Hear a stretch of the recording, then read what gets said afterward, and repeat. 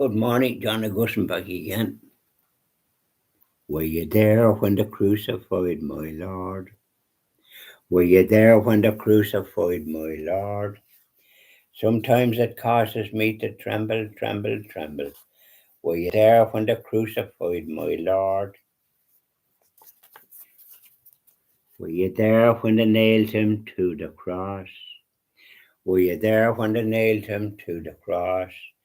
Sometimes it causes me to tremble, tremble, tremble. Were you there when they nailed him to the cross? Were you there when they took him down from the cross? Were you there when they took him down from the cross? Sometimes it causes me to tremble, tremble, tremble. Were you there when they took him down from the cross? Were you there when they laid him in the tomb? Were you there when they nailed him in the tomb? Laid him in the tomb. Sometimes it causes me to tremble, tremble, tremble. Were you there when they laid him in the tomb? Were you there when the stone was rolled away? Were you there when the stone was rolled away? Sometimes it causes me to tremble, tremble, tremble. Were you there when the stone was rolled away? Well, you couldn't have been. The soldier was there.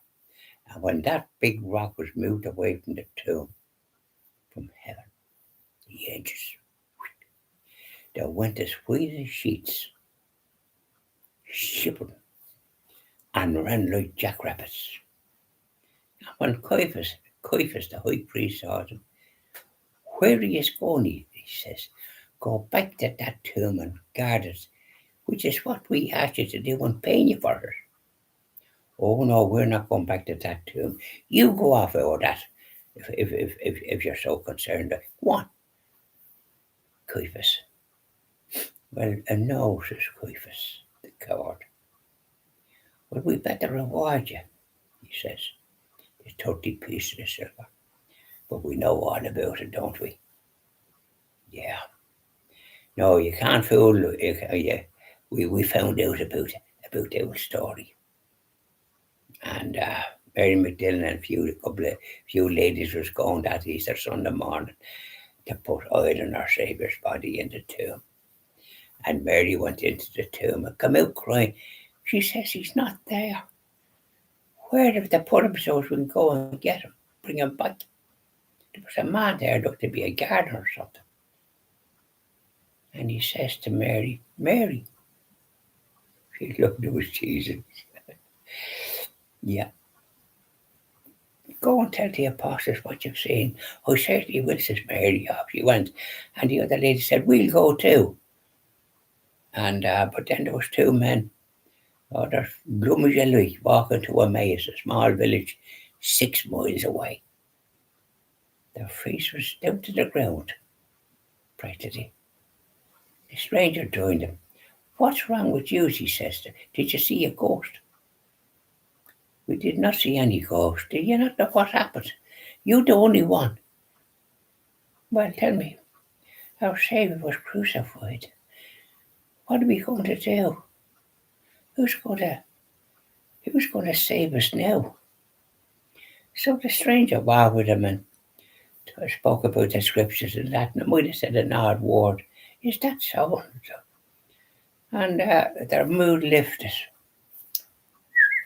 They nearly felt like whistling, but they didn't whistle, over a deference. And the stranger thought they were delighted with what they heard, and their mood was much lifted.